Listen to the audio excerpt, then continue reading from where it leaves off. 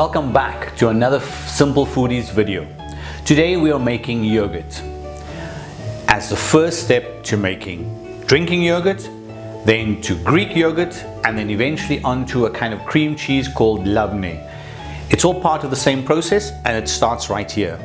I have 4 liters of full cream milk that I've warmed up to about 90 degrees just when the bubbles start forming. I've left it to cool down to body temperature, 38 degrees. If I don't have a thermometer, I can put my finger in it, and when it's warm enough for me to hold my finger there, then that's just right. I now come along with a pot of store-bought yogurt that has active cultures in it. This I'm going to stir into my yogurt, put the lid on, cover it with a blanket or something warm. Either leave it inside the oven with the light on or leave it at some point where it's warm.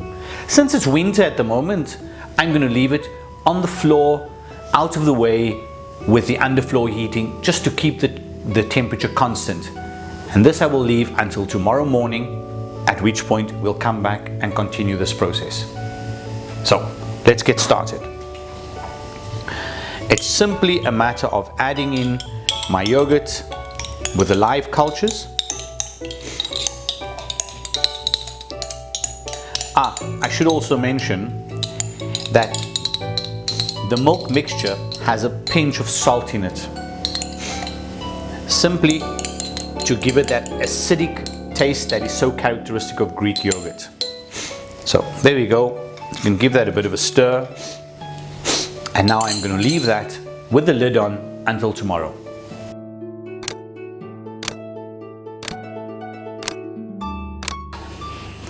So my warm milk from yesterday with my pot of yogurt and a pinch of salt has produced yogurt. There you go. At this stage, the yogurt is more drinking yogurt than eating yogurt. Of course, you can use it like that, and I am going to use some of it right now. Let's get a spoon. What I like to do is I like to flavor my yogurt, and for that I've taken some frozen pineapple. I've added 2 tablespoons of sugar to it. I've given it a healthy boil, and now it's a thick mixture which I'm going to add into the bottom of these jars like that.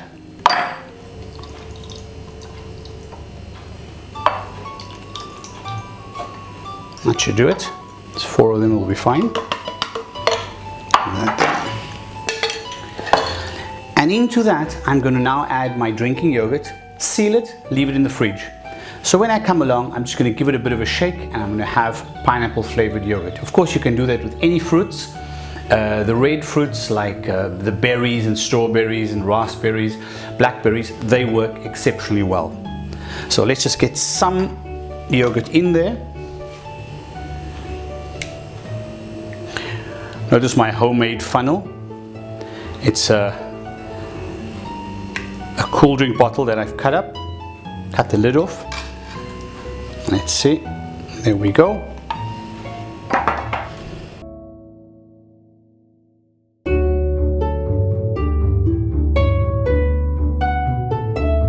And there I have my pineapple yogurts ready for the fridge as soon as they've cooled down.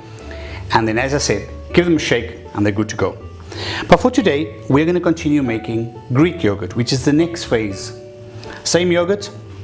I have here a rudimentary strain, empty pot, a muslin bag strainer, and I'm going to pour that in here and leave it tied up for about 4 hours, 5 hours, depending on the consistency of the Greek yogurt I want. And you'll see the whey has already started to drain out of it. And after about 4 hours, this pot will have about that much whey in it from the yogurt. And what's left over in this bag will be the Greek yogurt. So I'll continue doing that in the meantime.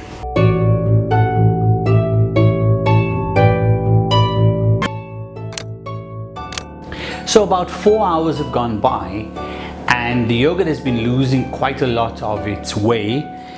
Obviously now it's becoming thicker, ever increasingly thicker. And at this stage, I'd like to stop and check where my yogurt's at. If you can see, the consistency is considerably thicker. This is now getting towards the level I want for my Greek yogurt.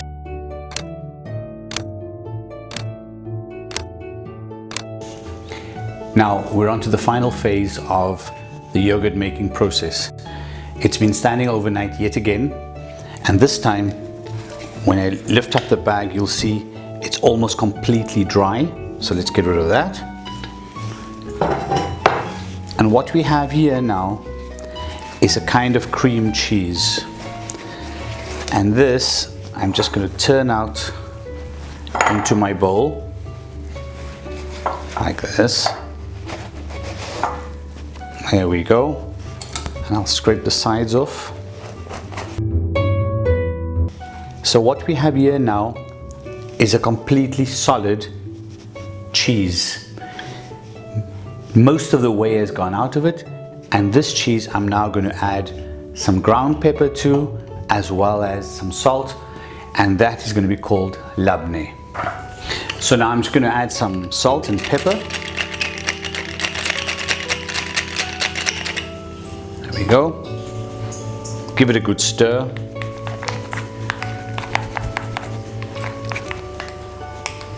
And there we have my labnah ready to eat.